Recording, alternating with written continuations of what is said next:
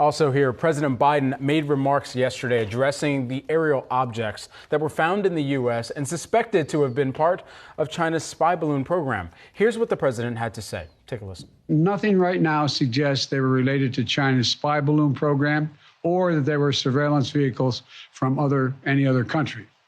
The intelligence community's current assessment is that these three objects were most likely balloons tied to private companies, recreation or research institutions studying weather or conducting other scientific research. I expect to be speaking with President Xi, and I hope we are going to get to the bottom of this, but I make no apologies for taking down that balloon. As Biden looks to get to the bottom of this debacle with Chinese President Xi, we have Tobin, who is the Evercore ISI senior U.S. policy and politics strategist, here to take a deeper dive on U.S. and China relations. How rattled, how much more tense are those relations as a result of what's taken place with the balloons and what has been called in some circles balloon gate to this far? Absolutely. Good to be here. So in terms of how concerned Washington is, it depends where you look. I think there's more new hawkish noise as a result of the balloon coming out of Congress, but I think Congress is going to be less relevant here given how challenging it is for them to get anything done in the current political environment. And when you look at the administration, and I think this came through in President Biden's remarks yesterday, they are, I think, not looking at China very differently based on what we've seen with the balloon than they were beforehand, which was already a pretty skeptical, hawkish outlook. You know, their strategy, they often talk about it as responsibly managed competition. I talk about it as hawkishness with guardrails. There are two elements. One is to be really unafraid to confront China on economic grounds. We saw that, of course, in the restrictions on semiconductor exports that were put in place last fall, along with a number of other issues from tariffs on down. But alongside that, to try and maintain diplomatic guardrails on the relationship. And I think that they largely are looking at the entire balloon saga as a distraction from both elements of that strategy. It makes it harder to focus on the fights they want to have that they think really matter more than this surveillance program, and makes it harder to maintain the diplomatic guardrails that they want to on the relationship to prevent the confrontation from spiraling. Well, Tobin, sort of on that distraction front, we're all talking about the balloon. Meanwhile, a Pentagon official went and visited Taiwan for the first time since 2019. So, I mean, that would seem to me to be a fairly significant move, right? And if we're looking at avoiding the spiraling confrontation, that's not exactly pulling back from that, right?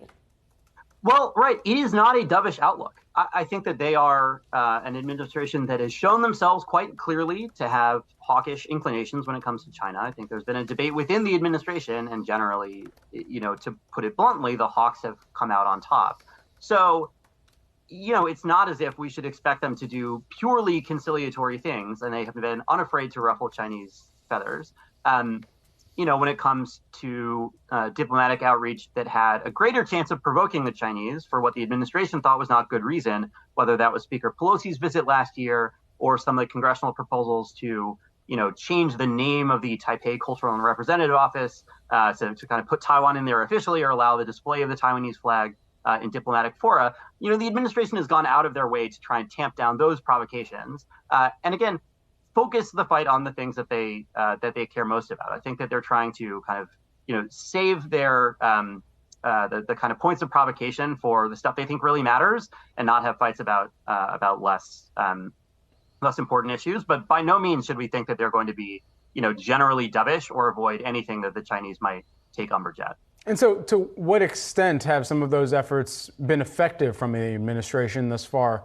And what more still is on the table for them to ultimately continue to prioritize and keep on the docket? Absolutely. So, you know, I think that the steps they've taken in some cases have been pretty effective. And certainly the gravity of those steps has taken markets by surprise in many cases. Certainly, you know, I mentioned the semiconductor export controls that they put in place last year. That, I think, went substantially farther than most investors expected, a significant blow to China's semiconductor industry, you know, particularly at the leading edge. And the follow-up a few weeks ago with aligning with the Netherlands and Japan to put similar export controls in place so that ASML and other tool makers outside the U.S. are sort of folded into that set of restrictions, I think was a substantial step forward. So those, I think, are quite real. And similarly, I think there was a lot of expectation coming into the administration that they would end up rolling back some of the Section 301 tariffs on Chinese imports across the board, $350 billion plus in annual footprint subject to tariffs that President Trump put in place. And thus far, they have not rolled back any of that to any meaningful extent. So, we're talking about things with real costs to the Chinese, and some would say real costs to the U.S. economy, since the tariffs were, sort of floated as a potentially disinflationary tool. Not that would have, been a silver bullet to fight inflation by any means, but could have helped at the margin. So, Tobin, you mentioned a little bit of the effect that it's had on specific companies like an ASML, for example. In terms of what investors should be doing and thinking about when it comes to U.S. China policy right now, are there areas, for example, they should be avoiding entirely because of the risks here? Yeah, it's, I think the risk is a little bit across the board. The areas that the administration has mentioned as targets for further scrutiny, whether that's additional export controls or this idea of outbound investment screening that they're planning to put in place, are largely leading edge high tech industries. They've talked about biotech, advanced computing, quantum computing, artificial intelligence.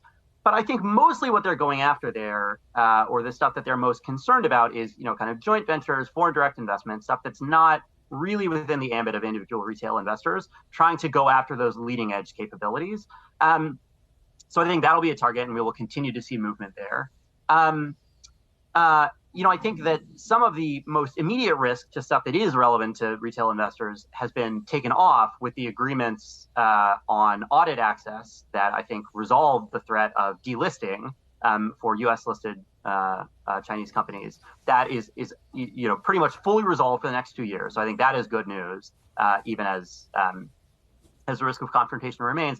And then another one that's gotten a lot of attention and that's relevant kind of across tech, given where it's competing, is TikTok.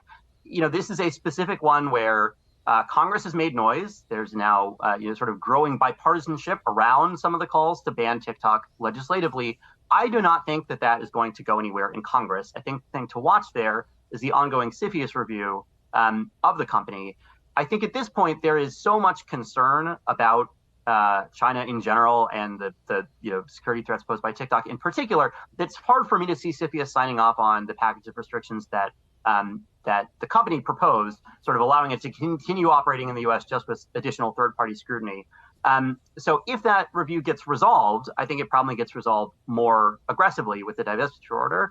That being said, I don't really think the administration wants to own the consumer backlash from really, really going aggressive there. So my base case is that ends up getting kind of dragged out indefinitely because they don't really want their fingerprints on either outcome.